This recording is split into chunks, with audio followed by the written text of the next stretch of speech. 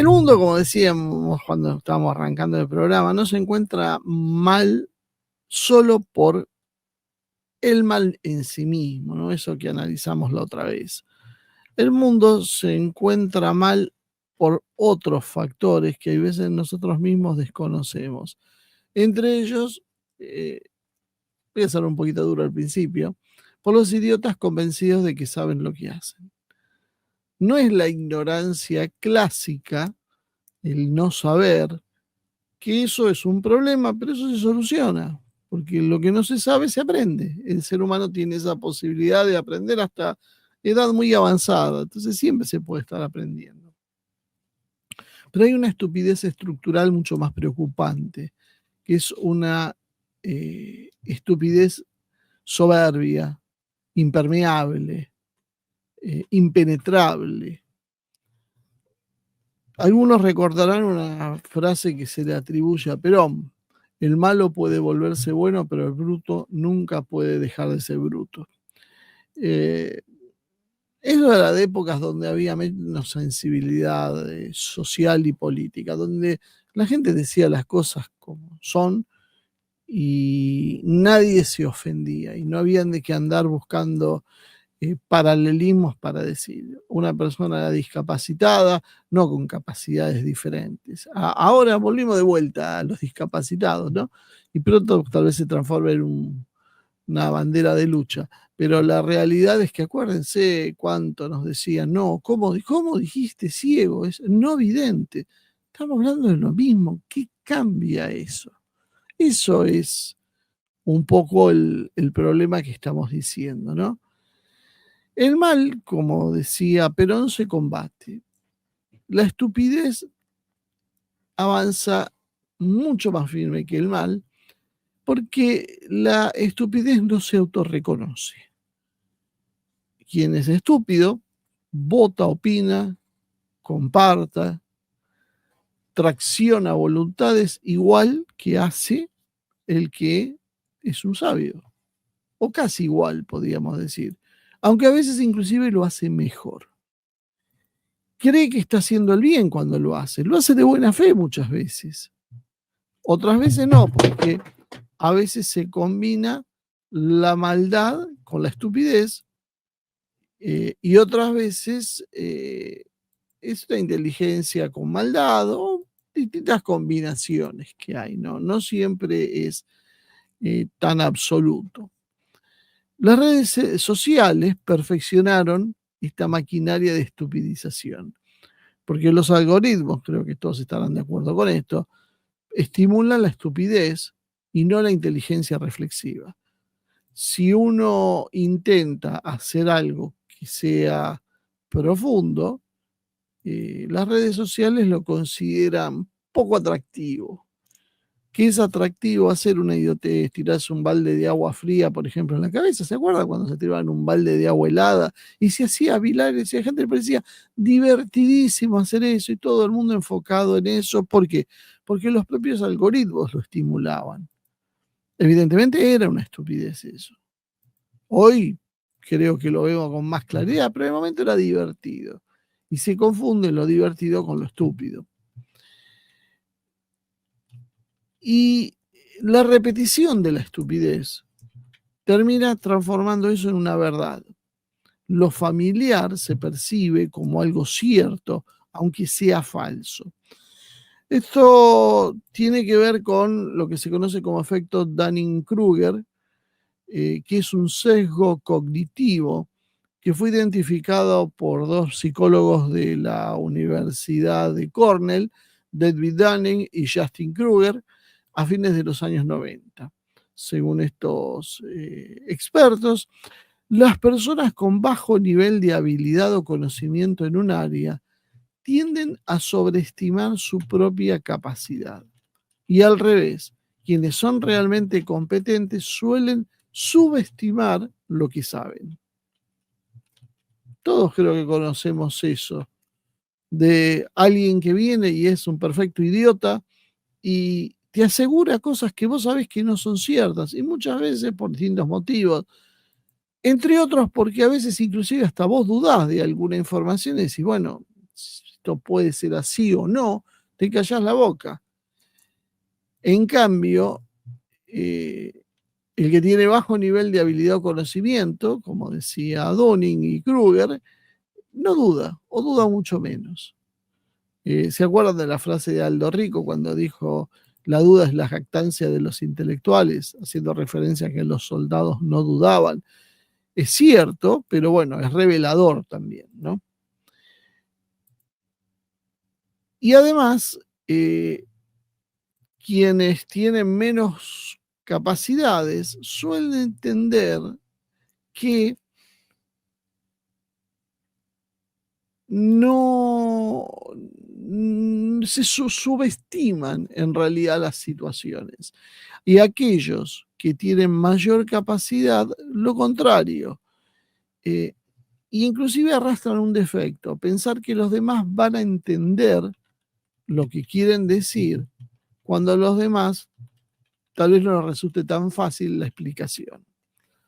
Todo un tema de estudio en lo que es la psicología cognitiva, no es algo que estoy inventando yo. Y la falta de conocimiento, entonces, no solo impide poder hacer una tarea, sino también darse cuenta de que la tarea que uno está haciendo la está haciendo mal. Es bastante simple. Si sos muy incompetente, ni siquiera muchas veces te das cuenta de tu propia incompetencia. Crees que podés lo que no podés.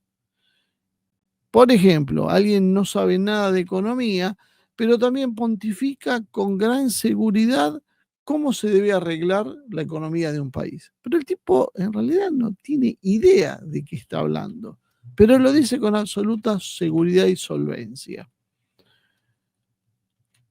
Por ejemplo, algunos llegan a presidentes y dicen que el déficit fiscal es innegociable porque es la base de todo. Y eso es una estupidez. Porque el déficit fiscal es importante, pero no es la base de todo. Es apenas una parte. Pero el estúpido no se da cuenta que está viendo en forma parcializada, porque su propia estupidez le impide ver el total. Un economista mejor formado tal vez se daría cuenta que hay otros matices, que hay muchas circunstancias a tener en cuenta, y tendría más dudas y no podría asegurar, por ejemplo, que el déficit fiscal sea la base de todo. Simplemente ese economista diría que es bastante más complejo y no podría reducir su argumentación a una frase, como puede ser el estúpido que cree que el déficit fiscal lo explica todo. El problema entonces se hace más complejo. Por un lado tenemos la mala intención, esto ya lo hemos hablado hasta el cansancio en este espacio, no es novedad para nadie, que básicamente significa que los políticos tienen un discurso, pero en realidad su accionar no tiene nada que ver con lo que dicen, sino con los intereses que defienden, que son una mezcla de intereses corporativos y personales. La realidad es que a esto se le suma un segundo problema, que es la estupidez. Y juntos, bueno, juntos son una potencia imparable. En la política, en las redes, en la vida cotidiana, suele darse que el que grita impacta más que el que habla con prudencia. ¿Cuántas veces ha pasado que a alguien le aconsejan, pero no, vos tenés que ser más firme, te tenés que imponer de otra manera, tenés que hacerlo, porque vos fijate, y te sacan ejemplos concretos? El que aseguró eso estaba diciendo una estupidez, pero lo decía con seguridad. Y eso convencía a otros estúpidos que tampoco entendían de qué se trataba, pero la seguridad era suficiente para creerle al estúpido y no al que hablaba con conocimiento. Cuanto menos sabes, en general, más convencido estás y hablas con más seguridad. Básicamente, el mayor ignorante termina por ni darse cuenta siquiera que lo es. La masa, en realidad, termina por no pensar y solo reaccionar. La masa no es reflexiva por definición propia. La masa repite, sigue, reacciona. Por lo tanto, entonces empieza a invertir la realidad. El prudente pasa a ser un tibio y ya nadie valora la prudencia, más bien se la descalifica. ¿Y quién es el líder entonces? ¿Quién lidera? El que más grita, el que más expresa con seguridad lo que tal vez no sabe. El eco entonces reemplaza la razón. Y allí aparece el fenómeno que vemos siempre. Las frases simples destronan las ideas profundas. No hay espacio para ideas profundas. ¿Quién va a hablar de un proyecto de país cuando la discusión se limita a un intercambio de insultos? Y el costo se va elevando, porque no es un tema simbólico esto, lo presentamos así en forma muy teórica, pero esto pone en juego vidas, instituciones, culturas que se degradan. Ya no existe la neutralidad. Y callarse es visto también como complicidad. Y aquel que no encaja termina bajando los brazos, termina lentamente bajando el tono, tratando de no discordar, cansado de chocar una y otra vez contra la masa embrutecida, y va cediendo las discusiones. Y a medida que va pasando el tiempo, ese idiota termina ganando más espacio, porque simplemente nadie lo corrige. Además está claro que pensar, reflexionar, insume tiempo, insume autocrítica, y esto es una cosa que cuesta muchísimo, hay que dejar de lado el orgullo, darse cuenta cuando uno se equivocó, cuando a uno lo engañaron, para poder corregir. Indignarse es mucho más fácil, es mucho más barato, es mucho más simple. No me gusta algo que me dijeron, me ofendo y otra cosa. ¿Para qué me voy a dedicar a puntualizar más en la situación? Y eso ha llevado a que en la sociedad la estupidez se presente casi como una causa noble que hay que preservar.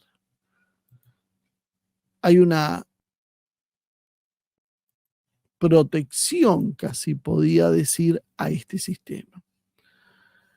Una sociedad, y esto no pasa por casualidad, cuando es idiotizada, se transforma en una sociedad dócil, predecible y fácil de manejar, porque grita y reacciona, pero es fácil saber a qué va a reaccionar y qué caminos va a terminar siguiendo. Por eso, el embrutecimiento en realidad no es un accidente, sino es un proceso deliberado que han ido instalando las élites mundiales en el resto de la sociedad, por lo menos occidental. Y por supuesto, esto fue degradando hasta llegar a países como el nuestro. ¿En qué se ve esto? Por ejemplo, en la educación.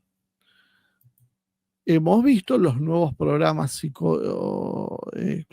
pedagógicos, donde se va reemplazando cada vez más el esfuerzo por hacer las cosas bien por la diversión. Todos queremos divertirnos y todos, cuando hacemos una cosa que nos gusta, nos sale mejor que si no la hacemos. Pero no se aprende y no se hacen las cosas solo por diversión. O sea, si a mí no me divierte, entonces da lo mismo. Hace unos años había unas cuantas parodias que eran sobre la educación en Estados Unidos.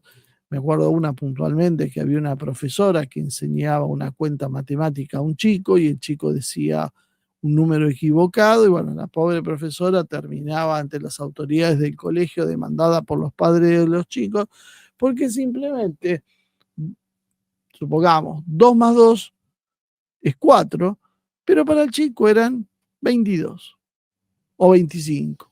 ¿Por qué? Porque se le daba la gana al chico y tenía derecho a tener una opinión divergente con la profesora. Eso hecho en tono de parodia, era una cosa que se veía real. Por lo tanto, ¿cuál fue la solución? Bajemos el nivel de exigencia. Esto pasó de verdad. O sea, Nadie ahí te lo dicen los docentes por lo bajo. Los chicos no tienen que repetir, las órdenes están para que no repitan. Entonces no se toman exámenes, en las universidades se está trabajando cada vez más con trabajos de grupo. ¿Cómo hago yo para saber si alguien va a ser un buen profesional, si aprobó los conocimientos mínimos que se necesitan, si los trabajos me los presenta un grupo? Pero bueno, sería una cosa bastante larga de puntualizar y para hacer un programa en especial. Pero lo que sí sabemos es que los contenidos son cada vez más superficiales y cada vez hay menor exigencia, ¿no? Se alienta, como decíamos, la aprobación automática en lugar del mérito de hacer las cosas bien. Yo no soy un meritócrata, no soy de los que creen en el mérito para todo, pero sí creo que, bueno, básicamente si vos vas a ejercer la medicina, tenés que tener alguna idea de medicina. No puede ser que no hayas aprendido porque estás jugando con la vida de gente.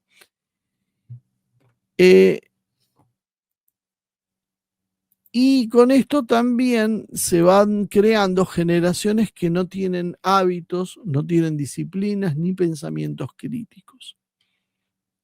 No es casualidad. No es casualidad. Los resultados entonces es que tenemos muchos alumnos con títulos, muchos profesionales a nivel universitario, pero todo el mundo con el secundario hecho. Sin embargo, no tienen las herramientas reales que le permitan analizar o cuestionar, porque simplemente nunca alcanzaron los niveles de capacidad. Probablemente ni siquiera sus docentes los tenían. En lo que es cultura y entretenimiento, vemos que predomina en cualquier medio de comunicación el entretenimiento vacío, lo que son los reality shows, los chismes, los influencers que básicamente no te aportan nada, porque la mayoría de los que son influencers, uno si raspa un poquito para ver qué hay abajo, es una persona que habla y charla un rato y que puede ser simpática y carismática, todo bien, un rato para pasar el rato, pero es lo único que se ofrece.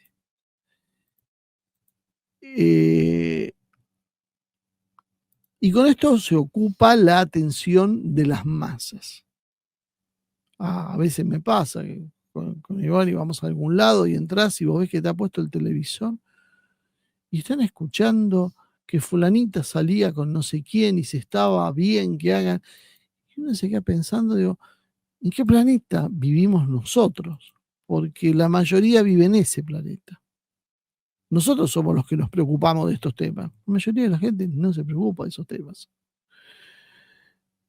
Se ridiculiza lo que es la lectura, básicamente, o la reflexión, la capacidad de reflexión, porque se lo plantea como una pretensión elitista o como algo aburrido. Las cosas se califican por aburridas o divertidas, punto. Divertido es lo estúpido y aburrido es el resto. Y la cultura entonces se transforma en un consumo rápido y adictivo, pero no en una construcción de criterio. Es una cultura superficial y el problema es desarrollar un criterio. En política, bueno, ¿qué vamos a tener sino campañas basadas en eslóganes fáciles, frases emocionales? Todos quieren amar, todos quieren ser felices, todos quieren estar mejor. Y otras veces que ni siquiera sabemos qué quieren decir con lo que quieren decir, de lo básico que es, porque no dicen nada. Y hacen promesas absurdas, como muchos políticos que se plantean, por ejemplo, diciendo que ellos van a lograr el pleno empleo, en una época donde está golpeando la inteligencia artificial y la robotización. Y lo que deberían preocuparse es cómo discutir quién se va a quedar con los recursos que va a generar esa tecnología y qué hacemos con los desempleados que va a haber. No prometer un pleno empleo que es absolutamente imposible alcanzarlo. Pasó esa época. Pero sin embargo lo siguen prometiendo porque ellos saben mucho, nos dicen. Que ahí no sabemos si es que es estúpido y no sabe que es estúpido y entonces no se da cuenta que lo que está prometiendo es una estupidez, o es malo y no le importa y nos está engañando para sacar una ventaja particular. El político tiene esa tendencia a simplificar todo y gritar más fuerte porque así es mejor, es más premiado con votos. Si no, veamos a quién tenemos una vez más en la presidencia. No importa que no tenga propuestas sólidas. Gritaba, era un payaso, era divertido, te hacía reír. ¿Qué más se le puede pedir a un presidente, no? Convertir temas complejos como el déficit fiscal, la deuda externa o seguridad en consignas reduccionistas, es una de las cosas más habituales que se hacen.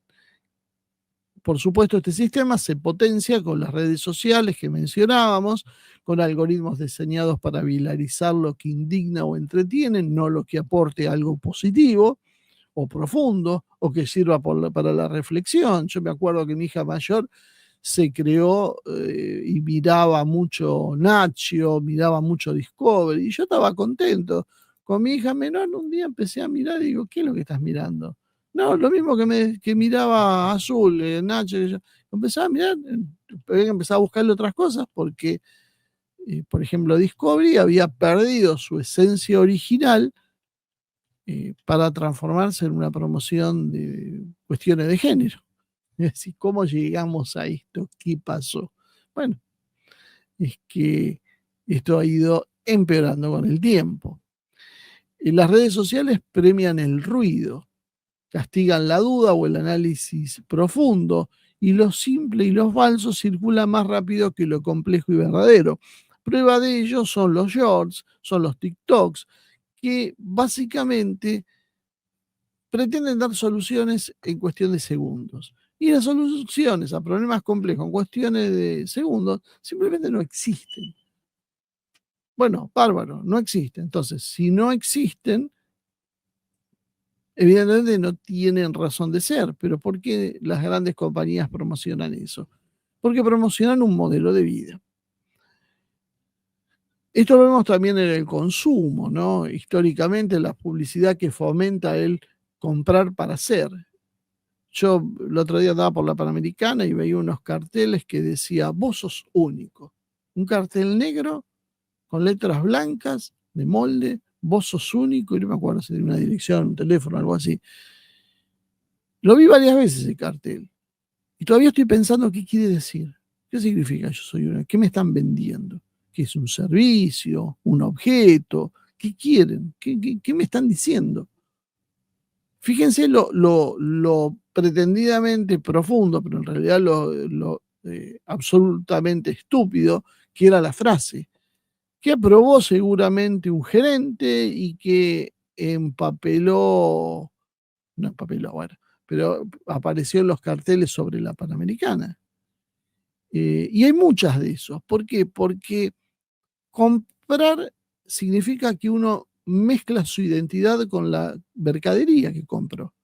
Y si usó zapatillas de tal marca y de tal modelo, tiene una personalidad diferente a si usó otras zapatillas o si no pudo pagar la marca. Entonces vos pagas grandes fortunas por marcas que ni siquiera lo valen o lo justifican. ¿Por qué lo haces? Por la apariencia, por lo que eso apunta. Por lo tanto, el ciudadano para ese modelo dejó de pensarse como tal, como un ciudadano, y básicamente se convierte en un consumidor compulsivo, eh, y tiende a pensar desde esa publicidad que todo se resuelve con un producto, no con una reflexión o con una acción colectiva. Hoy se le está dando una vueltita de rosca a eso, sobre todo en Europa, donde te advierten sobre lo malo del consumismo, pero no por eso, es porque edificaron un sistema que apuntó al consumismo mucho tiempo, pero ahora lo piensan desmantelar, van a desmantelar, ya lo están haciendo, el estado de bienestar social, y bueno, van a traer lo que estamos viendo acá en la Argentina, la atomización, la demolición de los sistemas de seguridad social que antes brindaba el Estado, los están pulverizando. Entonces nos empiezan a decir, ojo, pero vos no tenés que gastar, no dejes la llama encendida porque eso es el fin del mundo, no vayas a dejar que una canilla gotee y así sucesivamente. Cosas que en principio individualmente no está mal que te digan no dejes arreglar la canilla, está bien, es un tema, pero la realidad es que eso es una mentira. Lo que te están preparando es para que aceptes que ese consumo que antes te daba la identidad, hoy deja de darla. Hoy ya no te da ninguna identidad, ya no sos nada eh, a través del consumo, porque te van a sacar el consumo, porque cambió la lógica y el capitalismo mutó. Entonces, como te van a sacar eso, ahora te empiezan a bajar y decir, sé responsable con el planeta, no consumas. Lo vemos también en ciencia y salud, donde aparecen muchas veces teorías realmente ridículas que terminan por deslegitimar cosas que por ahí podían haber sido presentadas de otra manera. Entonces, cuando hablamos de muchas teorías que contradicen el status quo oficial, te aparece alguien diciéndote que la Tierra es plana y el terraplanismo corre, y en otra época fueron los pleyadianos y en otras fueron los, ¿cómo se llama? Los estos reptilianos. Y uno dice, ¿por qué se le da tanto eco a un influencer que se pone a hablar de estas cosas y no a alguien que lo habla con seriedad y que descarta ideas tan peregrinas como que la Tierra es plana? Eh, en los medios de comunicación, ¿no? Ahí tenemos un gran espectáculo. El periodismo se transforma precisamente en eso, en un mero espectáculo donde solo importa llegar primero y hacer ruido, no la veracidad de lo que estás diciendo. Se alimenta la polarización también porque da rating. Entonces hacemos escándalos o somos kirchneristas o estamos en contra del kirchnerismo, somos libertarios o estamos en contra porque eso es lo que vende, aunque eso degrade la inteligencia colectiva.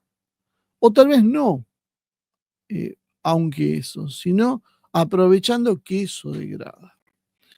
Todo termina por converger en lo mismo, en un pueblo, que este es el fin, creo, total de todo, idiotizado y fácil de distraer, de dividir y de manipular. Entonces, cuando se estimula el embrutecimiento, como es lo que se está haciendo en distintos frentes, la educación pobre, el entretenimiento vacío, la política reduccionista, las redes que viralizan el ruido, el consumo compulsivo, la ciencia desprestigiada y el periodismo convertido en un show es el resultado. La Argentina por ahí es, bueno, un laboratorio de cómo funciona el embrutecimiento como herramienta de poder, donde una sociedad es idiotizada simplemente para poder manipularla. Y en la Argentina esto, como decíamos, se ve a diario. Veamos, wokismo acá por un lado, el libertarismo de Milei, con variables de, puede ser el liberalismo de Macri, depende de la época. Todo lo reducen a debates o a consignas de guerra cultural. Guerra cultural con frases cortas, hechas, sin argumentación alguna. No hay espacio. Y si algo se transforma en incómodo, básicamente lo cancelan o descalifican el mensajero. Si vienen por el lado progre, lo cancelan al enemigo. Acuérdense toda esa historia de las cancelaciones. Y si vienen del lado libertario, te lo tapan de insultos y descalificaciones. Da lo mismo. Los problemas estructurales del país, como la inflación, la desindustrialización, la deuda, la pobreza, básicamente quedan tapados por peleas superfluas de cartón, por esta pirotecnia. La polarización, entonces, es apenas un ruido que sirve para que nadie mire el fondo. Las listas políticas se rellenan con figuras sin ninguna formación o capacidad para las funciones que van a desempeñar. Miren las listas de los diputados que llegaron al Congreso en las últimas elecciones. Y si pueden reflexionar un poquito después de que se les vayan algunas lágrimas, dense cuenta si me estoy equivocando. El requisito entonces ya no es saber ni proponer, sino gritar más fuerte, llamar más la atención en los medios o hacer más espectáculo en las redes. Los políticos son esos, son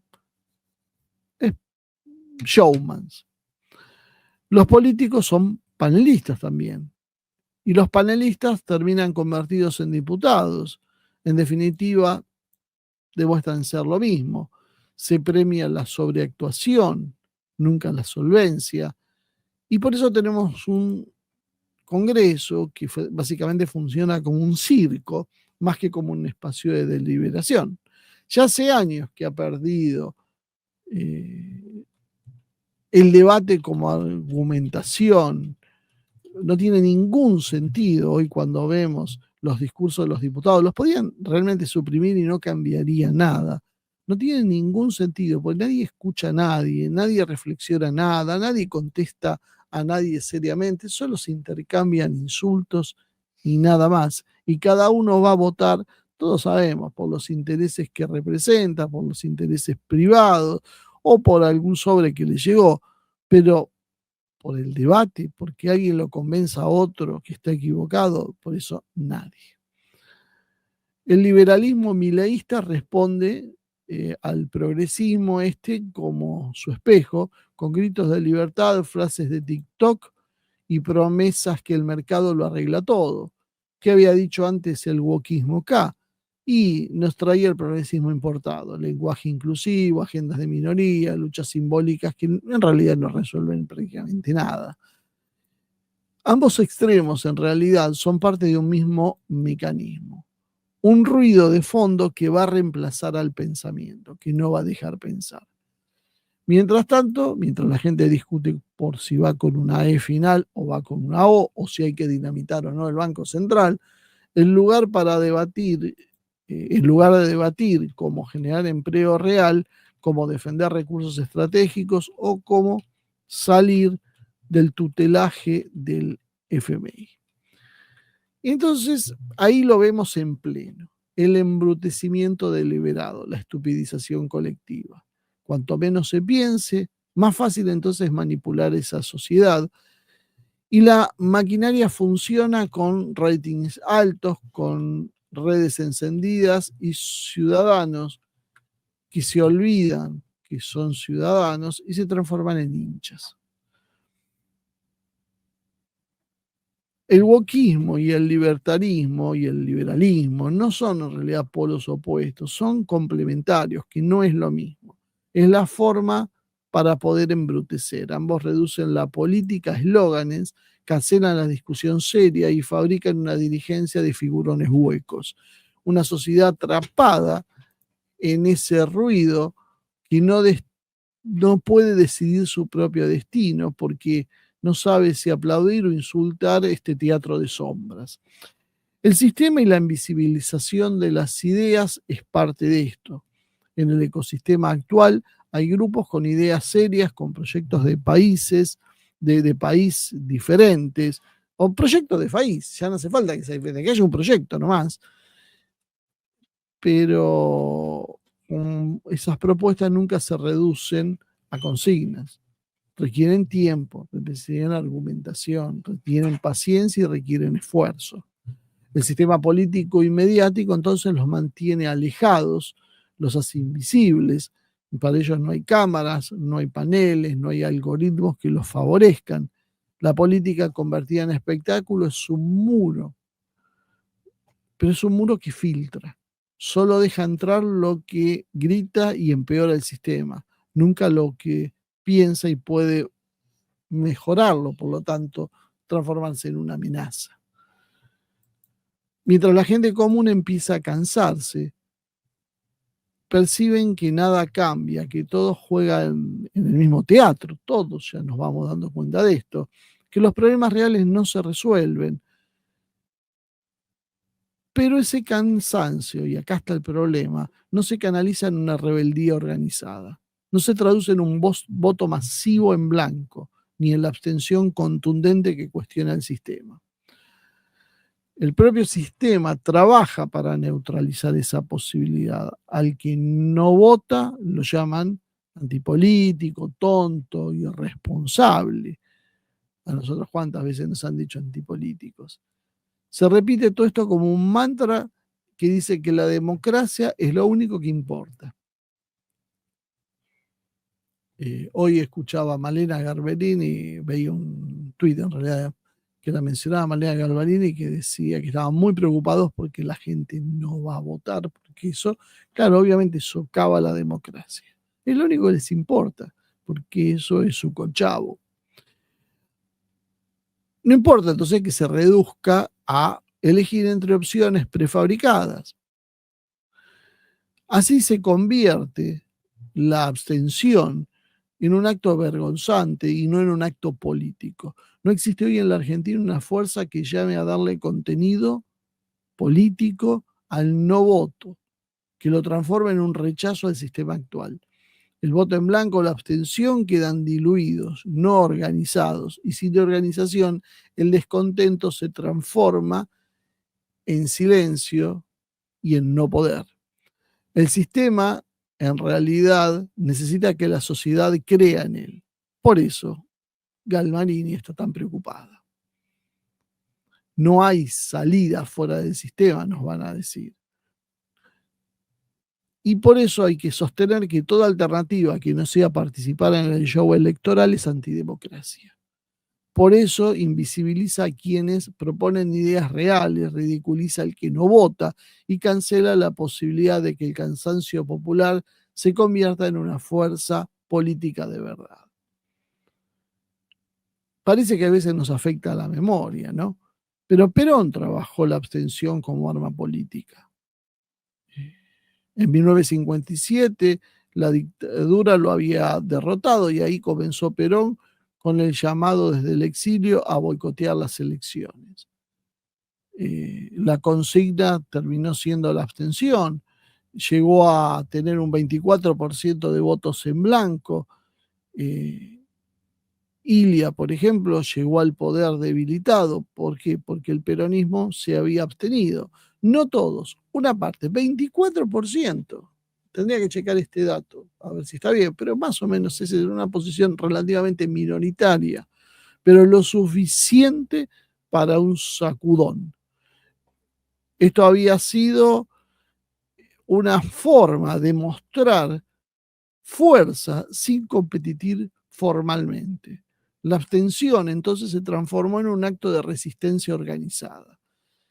Esto no tiene que ver con la ideología, no es si vos sos peronista podés abstener y entenderlo como una metodología. Esto se usó en distintas partes del mundo con distintas ideologías. Lo importante es no legitimar al sistema.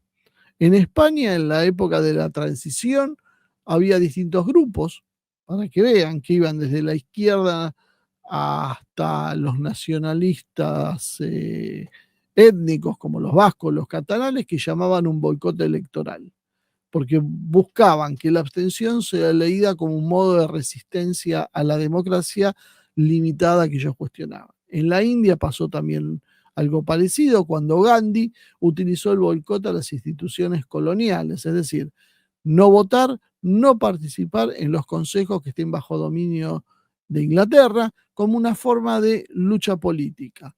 El no voto, en realidad, era una declaración de no reconocimiento de la legitimidad del sistema. O sea, no avalás que el sistema funcione así. En Sudáfrica, en los tiempos del apartheid, también hubo llamados a movimientos opositores a no participar en las elecciones que tenían segregación, dado que eso significaba legitimar un sistema racista. Y hasta en el propio México, durante décadas de hegemonía del PRI, opositores llamaron a la abstención o al voto nulo como señal de protesta frente a un sistema electoral. También lo llamó Navalny en Rusia contra Putin. Claro, el problema de Navalny era que no tenía más del 1% de apoyo. Entonces, la abstención organizada no es apatía y no es irresponsabilidad.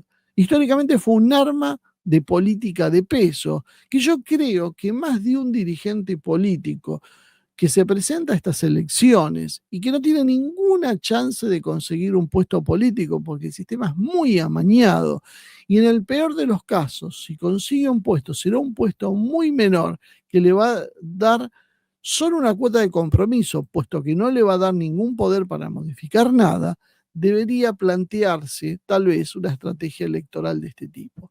Si no conseguimos la unidad participando, por lo menos en la abstención, y ver si de esa manera se sacude un poco el tablero. El problema argentino hoy es que ese cansancio social no tiene conducción política ni marco político. Por eso, esos actores que a mi juicio se equivocan cuando participan en elecciones para sacar 5 o 10 mil votos y solo legitimar el sistema que quieren combatir, deberían ir por otra lógica, que les dé más entidad moral luego para enfrentarse al sistema, porque ya llegarán los tiempos en que sí podrán ganarse elecciones, porque el sistema tiene que haber cambiado para ese entonces.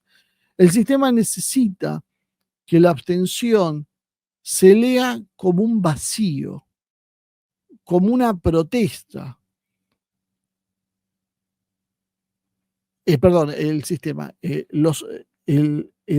ataque, el golpe al sistema necesita que se vea como eso, como una protesta, y por eso lo diluyen, por eso invisibilizan el propio antecedente del Perón. Los mismos peronistas parece que se olvidan que Perón llamaba ante la proscripción no votar. Ahora ¿cómo podríamos decir? Se pulió. Ahora no hay una proscripción abierta y burda. Ni siquiera lo de Cristina es una proscripción. Lo que sí hay es una forma sutil de proscripción, que es una proscripción de ideas. Y esas son las cosas que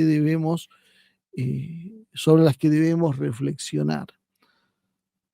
Sobre todo porque hay un terreno fértil para pensar en la abstención o en el voto en blanco, no como una cuestión de apatía, de desinterés, de irresponsabilidad, sino como una señal de política de profunda organización, de profundo compromiso. La situación argentina hoy evidencia que hay un consenso transversal. No importa del partido político que vos votes, siempre hay un punto de coincidencia. Los políticos son todos un desastre. Eso lo opina el 99% de los argentinos. El otro 1% son los que están trabajando en política y son ellos mismos. Los índices de aprobación del gobierno, de la oposición y los políticos individuales, todos son negativos. Nadie entusiasma nada. Milei, Cristina, Macri, Massa, Larreta, el que a ustedes se les ocurra, lo pone y todos tienen imagen negativa. Todos tienen imagen negativa. ¿Alguna prueba más clara que estamos votando lo menos malo? Que no tenemos un candidato decente desde hace décadas. Ahí es donde está el problema. Nada entusiasma. Hay un piso altísimo de no voto entonces. Gente que se abstiene y que no va a votar, que el voto es nulo o voto en blanco. Y esta facción, esta franja, va creciendo elección tras elección. Pero el problema es que no tiene conducción ni narrativa política. O sea, nadie la encabeza, nadie la promociona, nadie la aprovecha. Se presenta como apatía, indiferencia, irresponsabilidad, como dijimos, que es lo que el sistema necesita, y no que sea una protesta consciente, que esto haría temblar el sistema. O sea, no hay que hacer mucho, solo hay que cambiarle el sentido al hartazgo de la gente y transformarlo en una acción política para que el juego se pueda abrir. Porque podría ser ese el mejor camino. La historia nos muestra que la abstención organizada sí puede ser una herramienta entonces de lucha legítima. Y hoy hay un descrédito generalizado, efectivamente. Hay condiciones para convertir el no voto, que es lo que está haciendo la gente, no voy a votar, no me interesa, y ya parece que en la provincia esto se está volviendo a cumplir, en un gesto mayoritario de resistencia al sistema.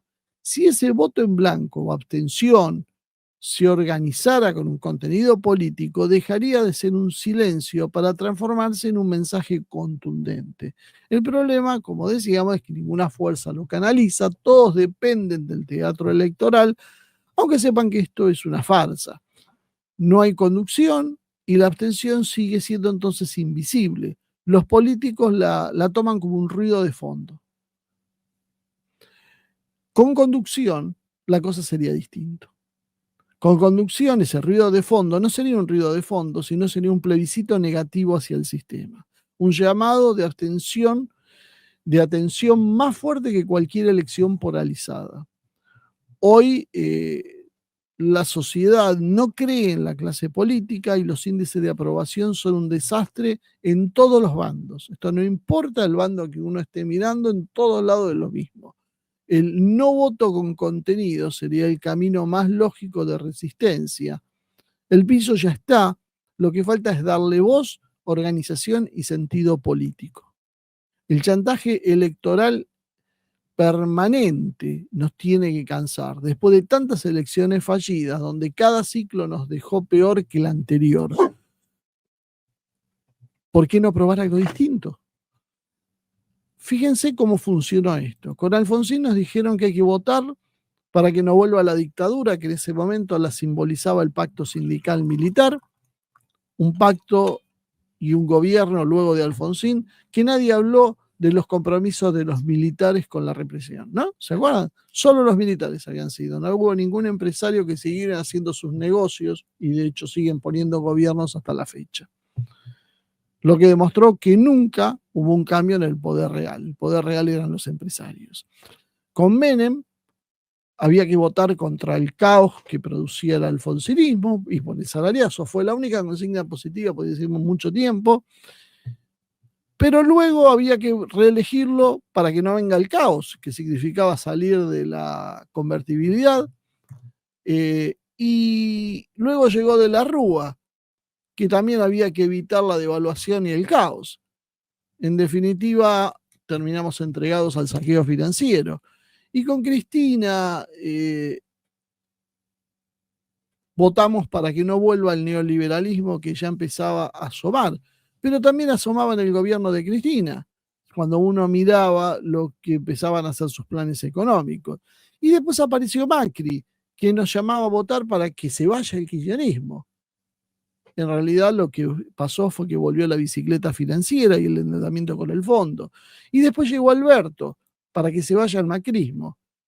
Ni que hablar de lo que vino con Alberto, si no fue igual, fue peor, podemos discutirlo.